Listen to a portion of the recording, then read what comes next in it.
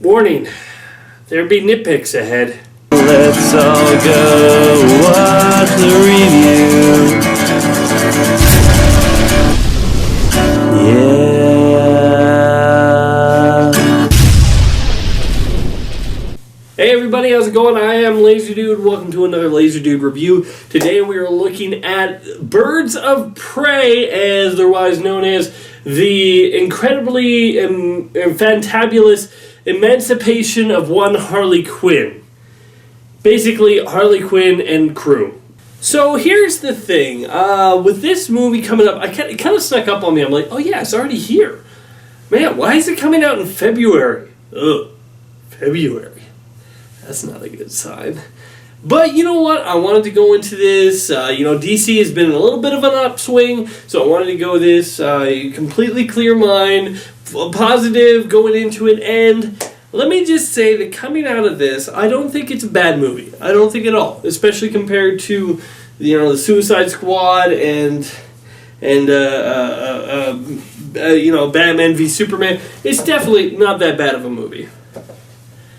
But I am just filled to the brim with nitpicks that I need to just get out and tear at this film. So, before we do that, let's get into the basic story. The basic story is Harley Quinn and the Joker are donezo. They are gone, they are broken up, and Harley Quinn is not necessarily handling it the best way that she could. But once everyone finds out that, hey, this crazy broad is no longer under protection of the Joker, yeah, let's just kill her. Let's get her out of the way. She's been pissing so many people off, and she eventually tries to find a way to get back into the good graces, but that just ends up causing even more problems.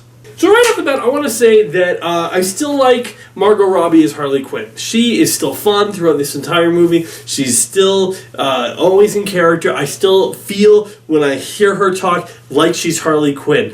Maybe a little bit of a different version of Harley Quinn, but it's still Harley Quinn to me. You know, it's not a bad interpretation. It's not a bad impression. It's never Arlene Sorkin level of Harley Quinn because you can't beat the originator. But, as I said, that just goes for everybody. You just can't beat the originator.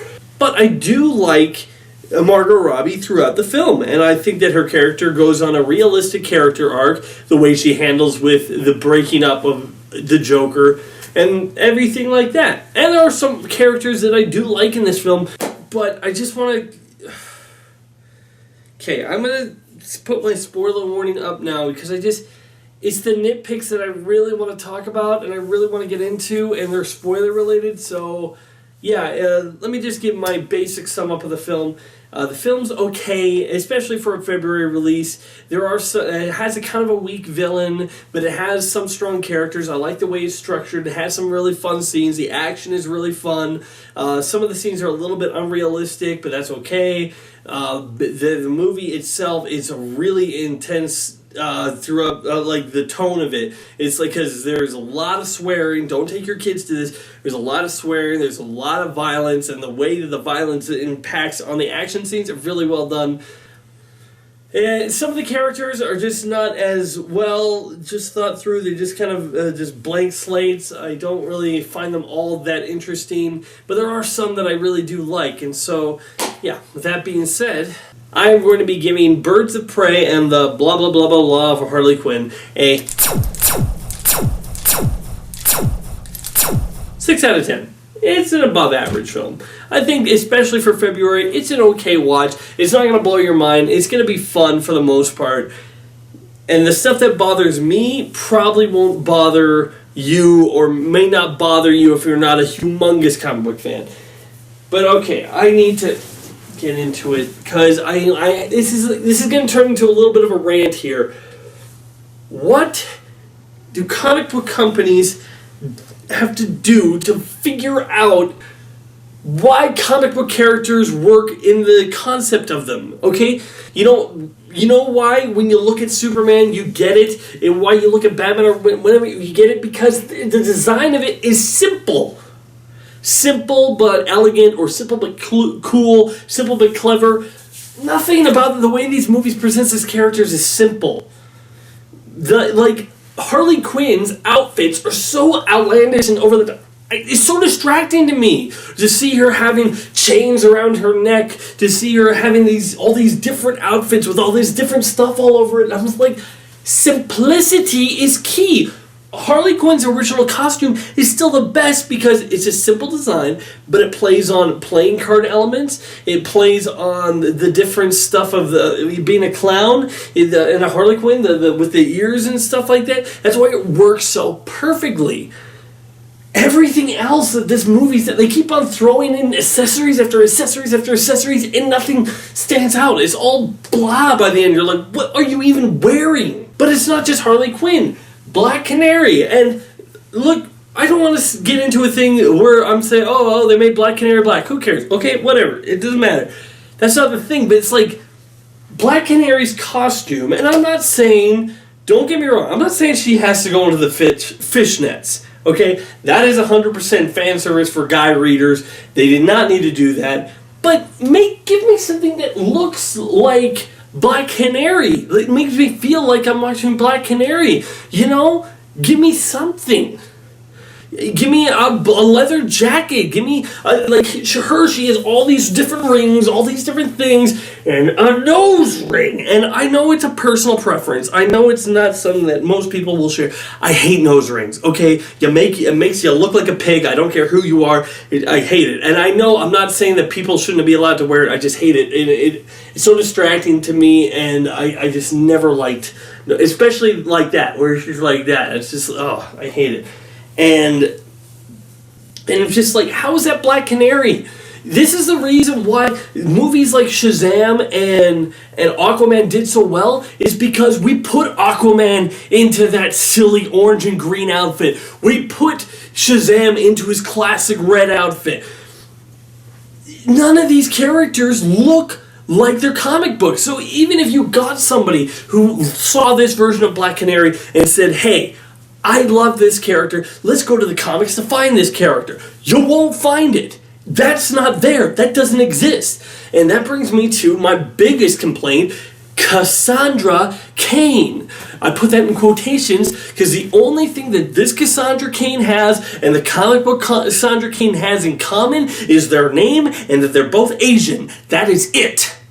I was waiting the entire movie for her to have a moment where she got to reveal that, she was trained by an assassin for a father. She was talking. Yeah, that's not great. But I was waiting for that reveal. Never happened. So she's just a regular kid with the name of Cassandra Cain. And now I guess she's going to be trained by Harley Quinn?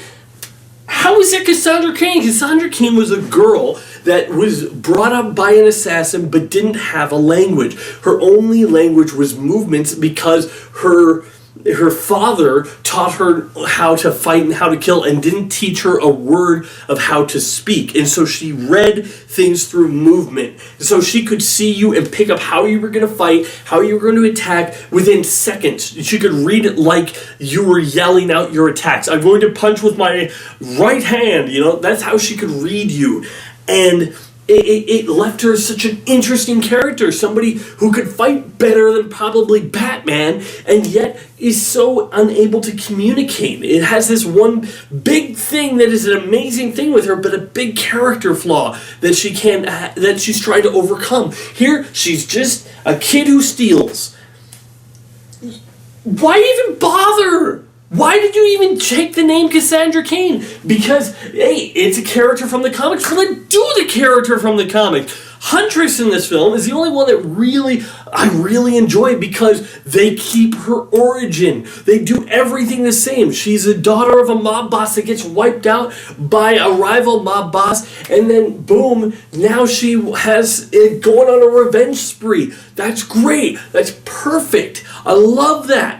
It feels like Huntress. There's nothing that this Black Canary has that is similar to the one from the comics. You got to give her personality, get something this strange, right? It's like I feel people are just using the names now and feel like they can do whatever they want with the character. Like they don't have to try. They don't have to try to get the character right. You know, just get the name because it's a name brand, and we can do whatever the heck we want with it. Imagine if you did that with a book. You know, you read Lord of the Rings, and you really liked all the characters, and then all of a sudden, in the movie, you know, Aragorn is an emo. You know, he's like, oh, whatever, man, we're all gonna die anyway. I mean, wouldn't that piss you off? And I'm not saying they do anything that extreme in this movie, but it's just something that bugs me when I'm like, why are you even putting these characters in this film if you're not actually going to do anything with them that is with their comic book counterparts, okay? Diana, in the comics, she is such a crusader for justice. She has a strong sense of morality. She's been training since she was a child with different superheroes. I mean, they kind of reference that her mom was a superhero in this film, but I don't know. I just don't like it. I don't like it at all. Ewan McGregor as Black Mask. Well, for one thing, the Black Mask, when he finally puts it on, it looks pretty cheap. But even that, I don't... Like, in the comics, he always has the mask on, so you never know what his face is like, you know? And he's twisted... Like, I don't know too much about Black Mask, okay? I'll be honest. I don't know too much. They use him to do a little bit of the girl power fighting against the misogynist douchebag in this movie. And I don't like that it feels like a set-up girl empowerment movie rather than just being girls kicking butt, you know?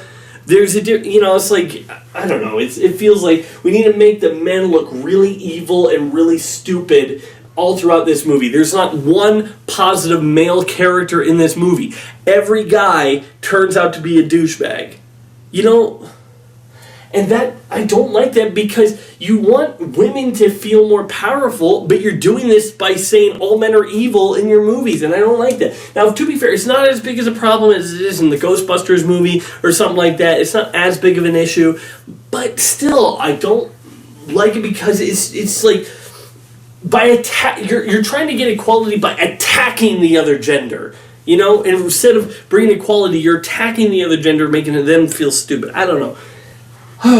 There's a lot of stuff I wanted to rant about this movie, but I want to say that most of that is nitpicking because it doesn't actually affect the plot of the movie. The movie itself is still fun. It actually kind of reminded me of a lot of the an episode of Batman the Animated Series, Harley's Holiday, where she goes trying to go straight, and then she ends up pissing everybody off, and you got the police, the mobsters, and the army all after her at the same time. I kind of like that it had that feel in this, where Harley's just pissing everybody off, and then they're all coming after her. I like that element to the film, and as I said, I love Margot Robbie. She's still great.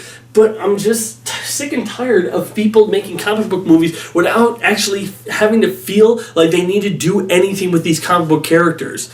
Did they choose Cassandra Cain because they loved her character? Well, if they did, then they would have actually put her flipping character into this film. That's all I really have to say. I don't think the movie is great, but I don't think it's terrible. I think a lot of the stuff that I have a problem with are nitpicks, and that are, as a movie on its own, it would be fine to watch. You know, it's just it's really a pain for someone like me to go through it. So as I say, movie has its fault. As I say, it's not all bad. I love what they did with Huntress. I love how they had her character, and I love how they gave her some character flaws too that were actually pretty funny. It led to some really funny scenes. Renee Montoya, while I didn't find her character the most interesting, I liked her character. I don't know, maybe I just wanted her to be a little bit younger, so maybe she could be the question, but hey, she's still fighting with him, so I don't know if they're going to do anything with these other characters, though. I don't feel like the tone of this movie is really weird because it's like they're dropping F-bombs and stuff, but they're being super silly. But it's strange. It's a weird tone. It's like, it's not consistent with the other tones. That's what you gotta, when you look at the Marvel movie franchise, the tone has been consistent throughout all of the movies, with a few stragglers here and there, but for the most part, they all feel like they're part of the same universe. This doesn't necessarily feel like it's part of the same universe as Aquaman or Wonder Woman. But hey, they're gonna have to wrap them all together eventually, but that's all I have to say. Thanks for watching. I am Lazy Dude, and yeah, sure to join me on my next review. Bye. Be sure to check out some of these other videos on my channel. And wait for more coming soon.